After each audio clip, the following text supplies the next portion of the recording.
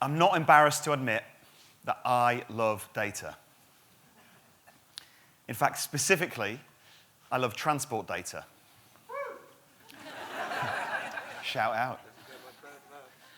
The more we travel, the more data and information we demand, and the more we create.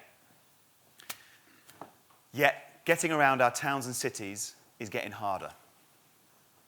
In the UK, average times to travel across our cities have increased by 20% over the last 10 years. Our transport systems are already buckling under huge pressure, and with growing populations, those challenges and problems are only going to get bigger. What if I told you that by 2050, 70% of our global population will live in cities? That's about a 20% increase from where we are today. Think about what that might mean for you. Your daily commute, 20% longer, 20% busier. Getting around the city for that meeting or to see some friends. What about air quality, pollution, smog? Pressure on our green spaces? What about the impact on your physical and mental well-being? The more time we spend traveling means we have less time for work, rest, and play. We have to do better with how we design our transport systems and services. We can use technology and data to help, but to do so, we have to work better in 3 ways. Firstly, organizations need to open up their data. Open data is a technology concept that involves businesses making widely available to third parties information about their business and how it works. Data that is generally non-personal, non-commercially sensitive, and heavily aggregated.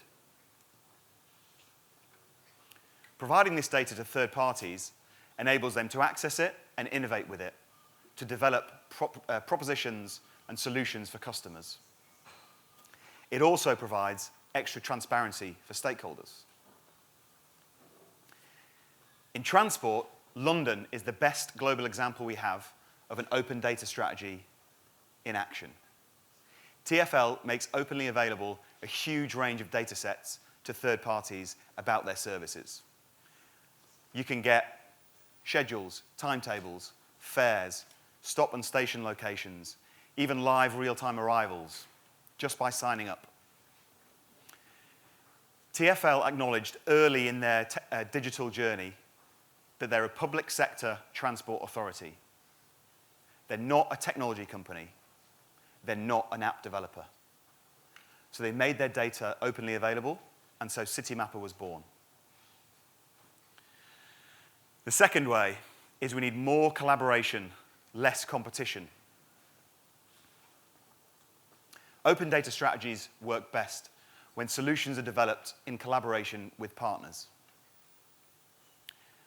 Most of us would probably agree that our society is better if we have more people cycling. Lower pollution, lower congestion, healthier people, etc., etc.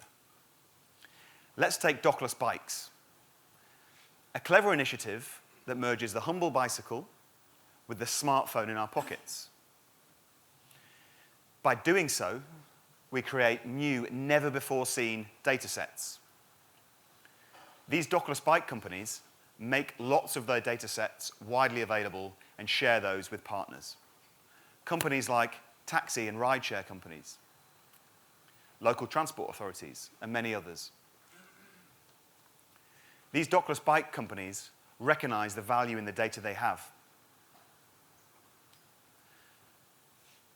Typical routes around our cities, common cycle paths, even the links between where cyclists end and start their journeys and move into another mode of transport. We need more collaboration like this. These dockless bike companies share this data particularly with city planners who use that data to inform investment decisions about infrastructure, like more bike lanes or bus lanes or extra cycle parking. Extra collaboration, just like this, will help us be more innovative. That's collaboration between the government and the private sector, between corporates and startups, between data owners and data users, and even between competing transport operators. The third way is we need to build what customers want. As our lives get busier and our populations continue to grow and we become ever more connected, our expectations continue to rise. For us, transport is a necessity. It's not a luxury item. It has to work for us, and it has to fit around our lives. Providing transport services to us continues to get increasingly hard for those who provide it. Now, I want you all to imagine a future world where none of us owns or leases or drives our own cars.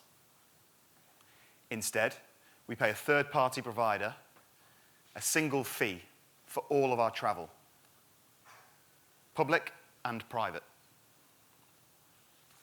One single monthly flat rate fee for all of our tube, train, tram, bus, bike, taxis, ride-sharing, car hire, car clubs, autonomous pods, whatever it is.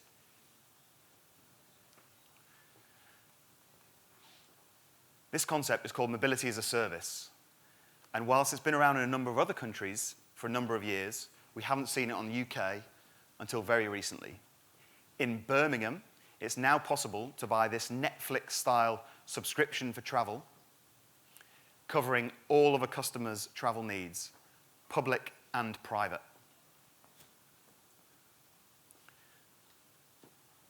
So, data and technology can help us solve some of transport's biggest problems. And in doing so, it can help us solve some of our society's biggest problems too. Transport tech isn't just about new whizzy apps and platforms.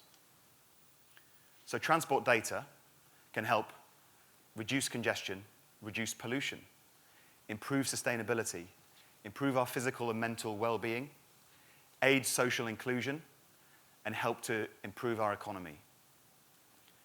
So if it can do all of that, how can you not love transport data?